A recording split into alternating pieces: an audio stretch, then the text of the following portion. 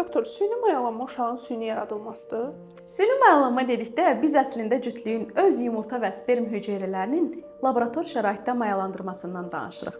Burada seçilmiş tək bir sperm mikroskop altında birbaşa yumurtanın içinə yeridilir. Prosedur necə aparılır danışım sizə. İlk mərhələdə yumurtalıqlar xüsusi hormonal protokolla stimulyasiya edilir. Bir deyil, bir neçə follikul yetişir. Daha sonra qısa narkoz altında OPU, yəni yumurta toplama mərhələsi həyata keçirilir. Eyni gün kişi də sperm nümunəsi verir və embrioloji laboratoriyada mayalanma prosesi başlanır. Yaranan embrionlar 3 və ya 5 gün izlənilir. Ən keyfiyyətli embrion seçilərək uşaqlıq boşluğuna transfer edilir. Bu mərhələ ağrısız və qısa prosedurdur. Qalan embrionlar isə dondurula bilər. Bəs nə zaman süni mayalanma qərarı verilir? Bir il qorunmasız münasibətə baxmayaraq hamiləlik olmursa, boru faktoru varsa, ağır endometrioz, kişi faktoru, yaş faktoru və ya əvvəlki uğursuz müalicələr mövcuddursa, o zaman IVF düşünülə bilər. Unutmayın, IVF son seçim deyil, doğru pasientdə ən effektiv seçimdir.